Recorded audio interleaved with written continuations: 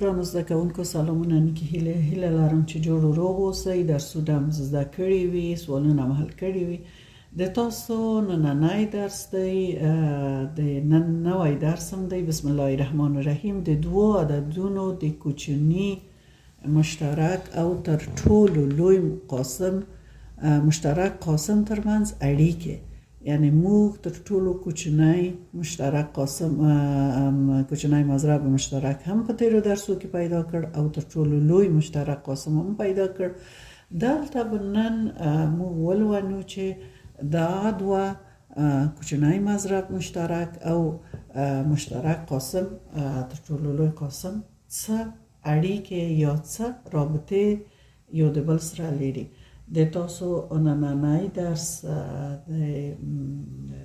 د تاسو د کتاب 350 او 450 صفحه کې دی او د اووم صنف د ریاضي کتاب درس دی مخکې د دې نه چې دا رابطه یا دغه اړیکه تاسو ته تشریح کړم هغه فرمولونه چې دلته لیکل شوي درته تشریح شي هر یو یې بیل بیل نو زه به په تیر درس کې ما د یاده ووتل چې تاسو ته د تر ټولو د کوچني مضرب مشترک نه په ګټه اخیستنې سره د کسرونو د جمع د حاصل جمع او د کسرونو د حاصل تفریق د مشترک مخرج پیدا کول د یاده مې ووتل چې تاسو ته یو مثال درکړم یو مثال به د هغو نه تاسو ته کار کړم چې څنګه موږ کولی شو تر ټولو کوچني مشترک مضرب په واسطه یو د څو کسرونو ترمنځ مو مشترک مخرج تعیین کړو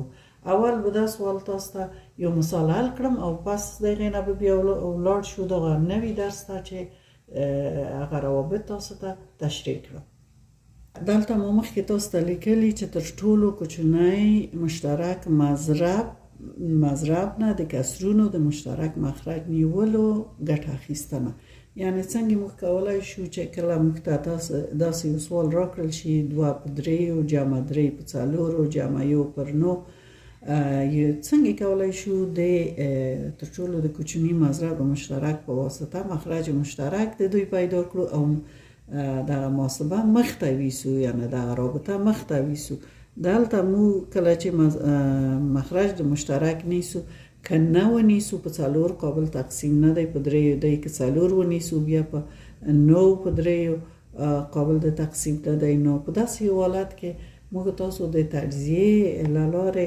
اول کوچنی مشترک مضرب پیدا کیو زده هم دي اول په کوچنی مضرب مشترک د دغه اعدادو ترمنځ پیدا کړو د موږ اعداد څو دي د موږ اعداد 3 4 او نه دي 3 4 او نه اوس به د تجزیه په واسطه کوچنی مضرب پیدا کړو موږ تر ټولو لومړی ضربي لومړنی عدد څو دی 2 دی همیشه مې درته ویلي چې موږ د 2 نه پیل کړو 2 دی د 2 نه پیل کړو مګر 2 په 3 او په 9 قابل د تقسیم یا تجزیه نه دی 3 او نه په خپله کارته کیو 2 په 2 کې څو کې 4 کې بیا دغه 2 شول لومړنی عدد دی بیا 2 یو په 2 کې 2 او 3 او نه په خپله کته کیو اوس هم چې دا ښکته کړل نه په 3 قابل د تقسیم دی او 3 په خپله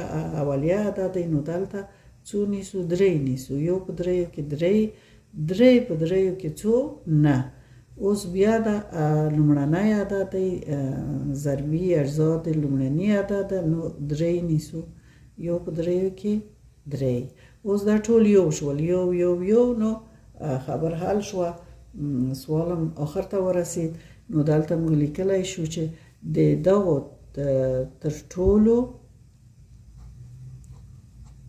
کوچنی مشترک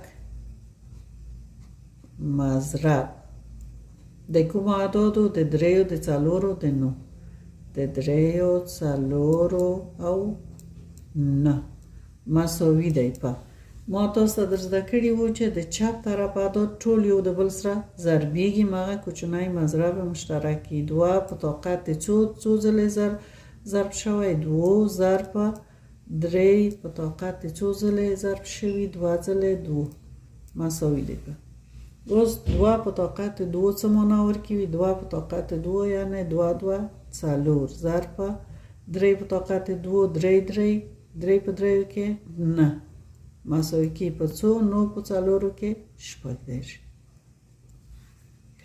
شپږ دېرش عدد هم چې پیدا کړو دلته یې راوړو په مشترک مخرج کې لیکو شپږ دېرش اوس شپږ دېرش تقسیم په دریو کې وو ضرب په صورت کې وو دا هغه تمرینونه دي چې تاسو مخکې په پنځم او شپږم ټولګي کې کسرو کې کړي ان شاء الله زده دي شپږ دېرش چې تقسیم په دریو شي 12 کې 12 ضرب په 2 څو کې 12 ضرب په 2 12 کې څلېرویشت جمع شپږ دېرش تقسیم په څلورو کې نه په څلورو کې شپږ دېرش کې نه ضرب په دریو نه په دریو کې اوویشت جمع شپږ دېرش تقسیم په 9 څلور په 9 کې شپږ دېرش کې څلور ضرب په یوه کې څو څلور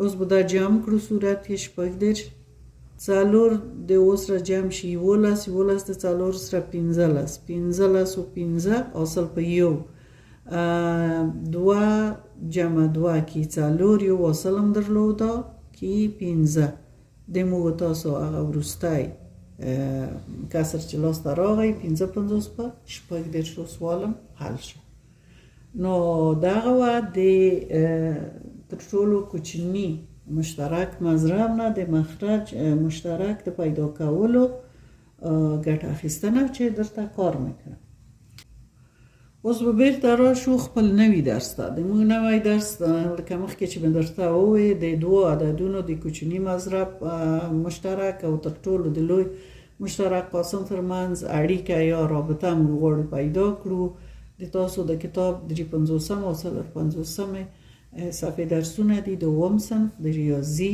کتاب دی که موږ تر ټولو کوچنی مشترک مضرب د انګلیسي په حرف په ال وښیو او تر ټولو لوی مشترک قاسم د اعدادو په جی وښیو ای و بی عددونه د عددونو نمونه د دوه عددونو نمونه د یوه ای او د بل بی وښیو نو د دې ترمنځ دغه رابطه وجود لري د اصل ضرب د لوی تر ټولو د کوچني مضرب مشترک او تر ټولو لوی قاسم مشترک مساوي کیږي په اصل ضرب د دوه عددونو اوس د دې نه موږ څو فرموله نور دغه عمومي فرمول دی د عمومي رابطه ده د دې عمومي رابطه یا عمومي فرمول نه موږ څو فرموله نور هم پیدا کولای شو که په یو سوال کې موږ نه وپوښتل شي چې تر ټولو لوی قاسم مشترک موجود وي عددونه دواړه موجود وي تاسو تر ټولو کوچنی مضرب مشترک پیدا کړئ نو څه رقم پیدا کړو یعنی ال مجهول وي کله چې ال مجهول وي موږ به څه رقم پیدا کړو دا عدد معلوم وي دغه معلوم وي او دا قاسم هم معلوم وي نو موږ به څه وکړو موږ به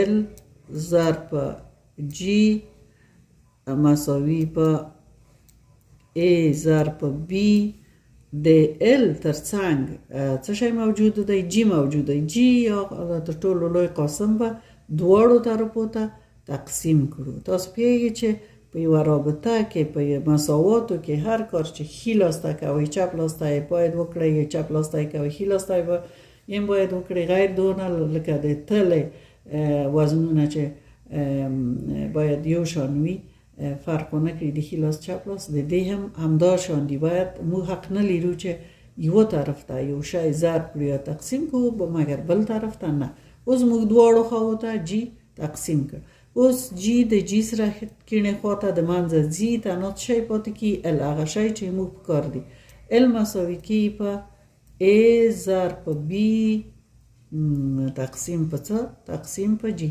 دا د موږ بل فرمول دی چې موږ لاسته راوړو دغه عمومي رابطې ته موږ فرمول لاسته راوړ. کله چې کوچنی مضرب مشترک یا مشترک مضرب په یوه معادله کې په یوه سوال کې نامعلوم وي، موږ دواړه هغه عددونه یې چیر کړي ضربي وي تقسیم کیږي په څه؟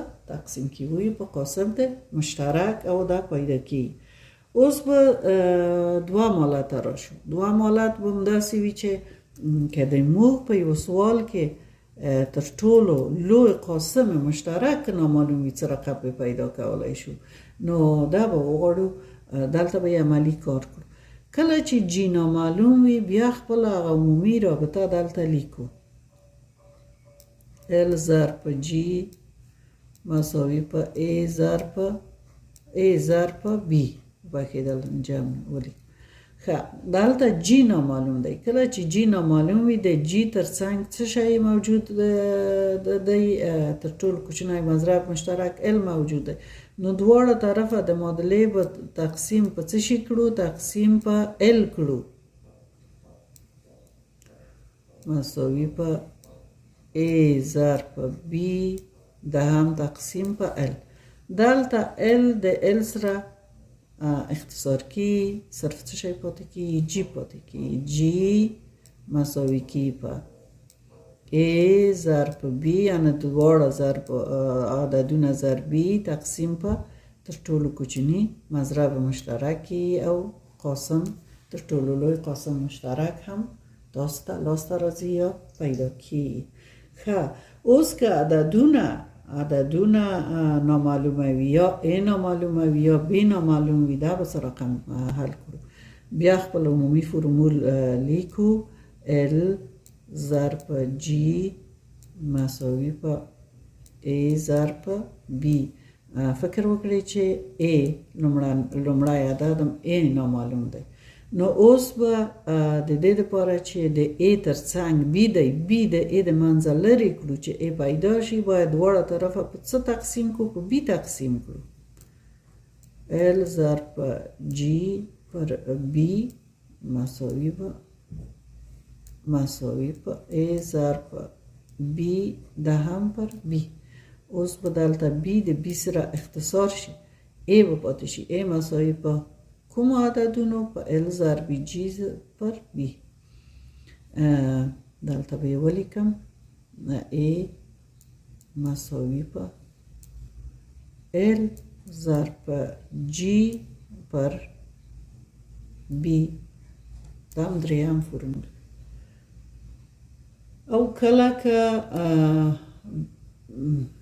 بی نامعلوم وي، ای معلومه وي بی نامعلوم وي، وګورئ چې دا هم په عین شکل پیدا کوي. که بی نامعلوم وي موږ بیا خپل عمومي فرمول لیکو. ال ضرب جی مساوي په ای ضرب بی. دا ځل بی نامعلوم دی، باید د دې د خوا نه ای لرې شي. دا خوا هم تقسیم په ای کې و، دا خو هم تقسیم په ای کې. ای به د ای سره اختصار کړو. دلته به څه پاتې شي؟ بی مساوي په ال ضرب جی پر ای. دا مو څلورم فرمول شو چې تاسو د عمومي رابطه یا د عمومي فرمول نه څو نور فرمولونه پیدا کړل چې د هغې په واسطه به موږ وکړی شو خپل سوالونه حل کړو. دلته مخکې د دې نه چې تمرین سوالو ته موږ راشو، ګرانو زده کوونکو، د دغه فرمول په مرسته یا کمک دغه د لاندې جدول جوړ شوی. دغه د لاندې جدول تاسو په خپله کار کړئ، عملی کار کړئ. دا حل شوي مثالونه دي، نو د دې خاطره زه نه غواړم چې تاسو وخت بې ځایه کړم. زه راسم تمرین ته ځم. صرف د لومړی سوال به تاسو ته وښیم. دلته لومړی اول عدد چې ای ده 3 دي، دوهم عدد د موږ بي 9 دی. د دوی دواړو اصل ضرب 9 په 3 کې 21 کېږي. تر ټولو لوی قاسم مشترک یو دی، په څه چې دا لومړني عددونه دي او کوم مشترک اجزا نه لري نو د دوی تر ټولو لوی قاسم مشترک یو دی. کوچنی مشترک قاسم یې اصل ضرب د دواړو کې تجزیه کړئ 21 کې. کله چې تاسو کوچنی تر ټولو کوچنی مضرب مشترک 21 ضرب تر ټولو لوی قاسم مشترک کړئ یو ضرب 21 کې کوم ځواب درکوي اصل ضرب د دواړو عددونه درکوي 3 ضرب 21 کې او دلته هم څو شول 21 شول. نو همداشان د نور عددونه هم تاسو پکې کېدای شي چې په عملي توګه حل کړئ او وګورئ چې دا جدول په څه توګه یې تاسو ته درکړی او صحیح او درست جدول دی. په عملي توګه ځینې سوالونه مثالونه دلته یې په کتاب کې تاسو ته حل کړي. زه نه غواړم چې هغه چې حل شوي تاسو ته یې حل کړم دغه مثالونه ټول حل شوي. زه غواړم چې هغه مثالونه چې حل شوي نه دي تاسو ته یې حل کړم چې پې پوه شئ. نو موږ به راشو د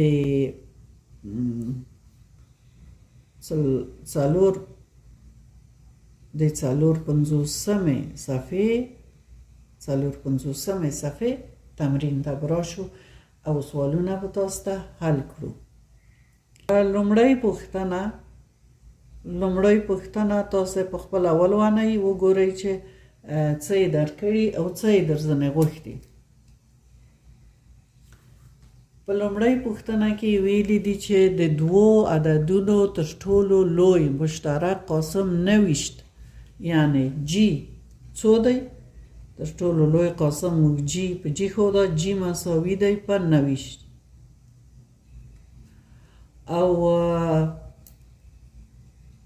او کوچنی مشترک مضرب یې 140 دی. ال مساوي دی 140. که یو عدد اوه اتیاوي بل عدد یې پیدا کړئ. یو عدد فکر وکړئ چې ا مساوي ده په اوه اتیا موږ بی پیدا کیو. دا به زه درته په کتابچه کې اوس په کتابچه کې حل کړم. دلته ما د دې لپاره چې سوال مې لوسته دلته مې په کتابچه کې ولیکه. لومړی پوښتنه تاسو ته ویلي وو چې که تر ټولو لوی قاسم مشترک قاسم یې 29 وي تر ټولو کوچنی مضرب مشترک یې 140 وي او یو عدد یې اوه اتیا وي دوه عدد یې پیدا کړئ. نو ما تاسو مخکې تاسو ته ما دغه فرمول یا دغه رابطه ولیکله چې ال ضرب جی مساوي په څه شي و؟ مساوي په اصل ضرب د دواړو عددونو. اوس تاسو ته د جی قیمت هم درکړی د ال قیمت هم درکړی. د ال قیمت د 140 ضرب د جی قیمت درکړی 29 مساوي د ای قیمت درکړی اوه اتیا ضرب بی څه دی؟ بی نامعلوم دی. اوس دلته د بی ترڅنګ کوم عدد دی؟ د بی ترڅنګ دی اوه اتیا قیمت دی. مو اوه اتیا اخلو دواړو طرفو ته یې څه کیو؟ دواړو طرفو ته یې تقسیمیو چې بی تنها پاتې شي او تاسو یې قیمت پیدا کړئ. 140 ضرب 29 پر څو؟ اوه اتیا مساوي په اوه اتیا ضرب بی پر اوه اتیا. اوه اتیا د اوه اتیا سره اختصار شو. دلته صرف څه شی پاتې شو؟ بی پاتې شو. بی مساوي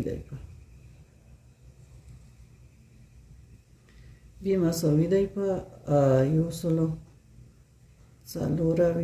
ضرب 29 په اوه اتیا. اوس تاسو دا اختصار کولی شئ. دوه په اوه کې 14 یو حاصل پاتې کیږي. دوه په دوه کې 14 حاصل په ور واچوئ څو کیږي؟ دوه ځله اختصار کړئ دلته پاتې شول 90 ضرب په 2 2 په 9 کې 8 او 2 په 2 کې 4 یو معاصل درلود 2 په 9 کې 18 شول کنه 2 په 9 کې 18 حاصل په یو 2 په 2 کې 4 یو معاصل درلود 5 مخرج یو کله چې مخرج یو نه نیسو ځواب هم څو شو 58 یعنی بی د موږ دوام عدد 58 شو د موږ لومړی عدد څو او اتیا او دوام عدد هم 58 شو موږ وکولای شول چې د دغه رابطې په واسطه دغه سوال حل کړو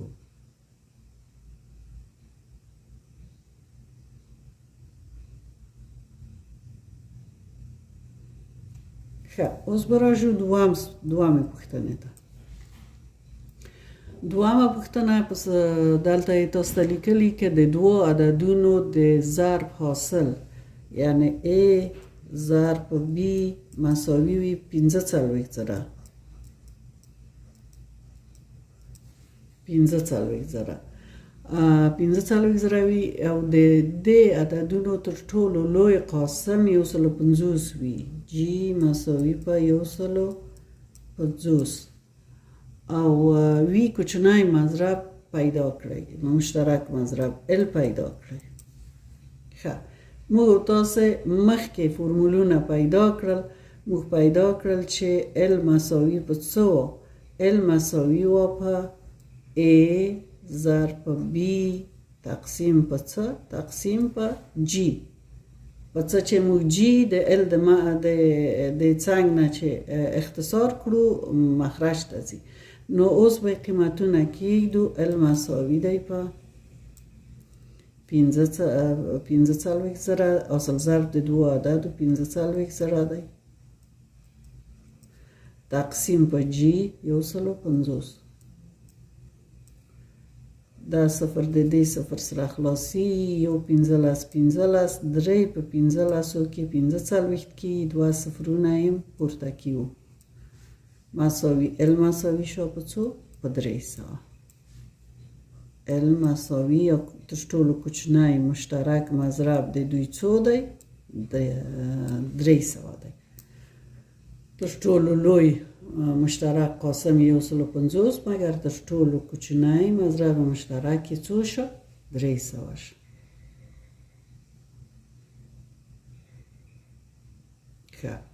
اوس به درېیمې پوښتنې ته راشو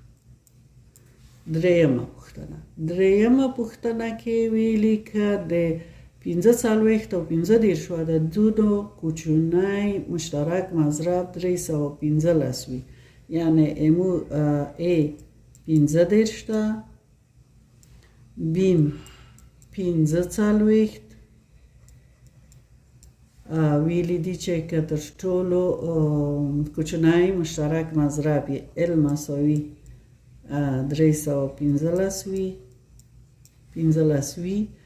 د دې عددونو تر ټولو لوی مشترک قاسم پیدا کړئ G پیدا کړئ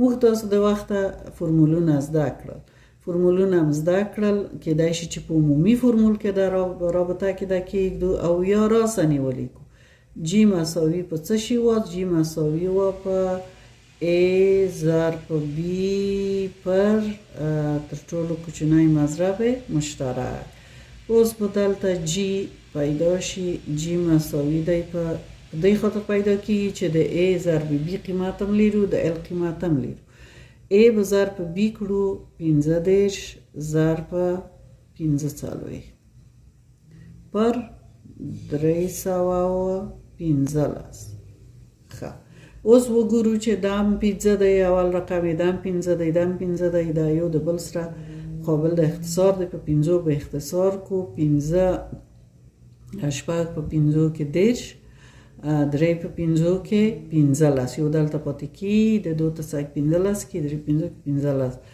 او څو په 15 کې 15 کې او په 15 کې او په 15 کې 15 اوس بیا یو په وو کې او نه په وو کې شپېته. اوس بیا دا یو شو خلاص شو، نه د 45 سره قابل د تقسیم دی. یو په 9 کې نه، 15 په 9 کې څو کې؟ 15 په 9 کې 45 کې. دا مساوي شو په 15. یعنی تر ټولو لوی مشترک قاسم مساوي په څو شو؟ مساوي په 15 شو. تر ټولو کوچنی مضرب مشترک 215 دی، مګر تر ټولو لوی مشترک قاسم یې څو شو؟ 15 شو. ښه، اوس به څلورمې پوښتنې ته راشو.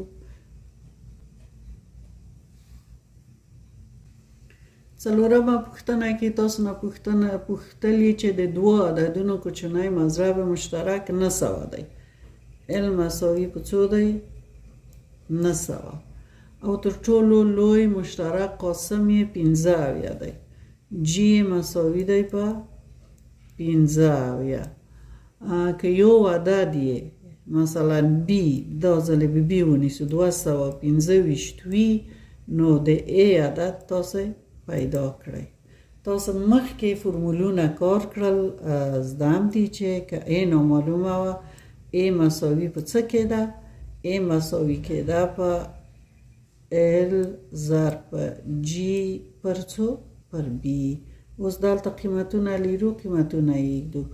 د ال ضرب جی قیمتونه به کېږدو 900 ضرب په 15 پر څو؟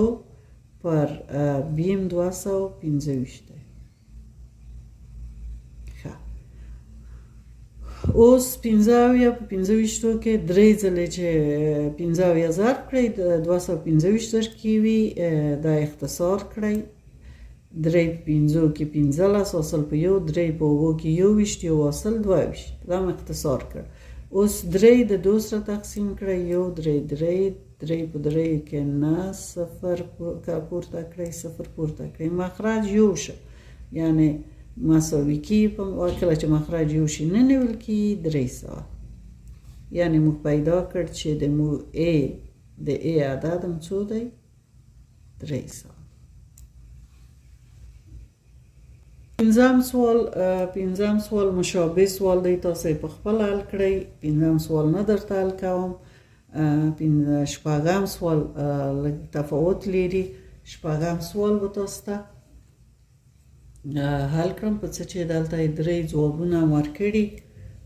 شپږم سوال یا شپږمه پوښتنه. په شپږمه پوښتنه کې ویلي دي چې د دوه عددونو تر ټولو لوی مشترک قاسم او کوچنی مشترک مضرب د ضرب حاصل، یعنی ال ضرب جی مساوي دی په 480. حاصل ضرب دی تر ټولو لوی قاسم مشترک او تر ټولو کوچنی مضرب مشترک تاسو درکړی 480. اوس یې ځوابونه درکړي چې د دې دوه عددونو حاصل ضرب مساوي په څه دی. یعنی دلته ایمونه ای ضرب بی غوښتي مساوي په څو دی. ای ځواب درکړی 902، بی ځواب درکړی 480 او سی ځواب درکړی مساوي په 243. هغه شاگرد چې تیز هوش او لایق وي، فکر یې ښه تر اوسه ما درس ته نیولی وي، عاجل ځواب ورکوي. کوم ځواب سم دی؟ کوم ځواب صحیح دی؟ بی ځواب صحیح دی. ولې بی ځواب صحیح دی؟ په څه چې موږ رابطه درلوده، موږ تاسو رابطه درلوده چې ال ضرب په جی مساوي دی په ای ضرب په څه شي؟ ضرب په بی. اوس دلته ال ضرب جی موږ ته څه شی کړي؟ بی مساوي په مغو ال ضرب جی قیمت کی، یعنی مساوي په 480 کی، 480. نو دای تاسو درست جواب شو، دی بی جواب د تاسو درست جواب شو. ګرانو زده کوونکو، خدای دې وکړي چې درسم ښه زده شوی وي. هیله درځنې لرم کوم چینل نوی سبسکرایب کړئ، چینل هم سبسکرایب کړئ. د نور هم صنفانو دوستانو او خپلوانو سره درسونه شریک کړئ ترڅو چې د ټولو زده کوونکو درسونه ښه زده شي. علامه مل ښه وخت.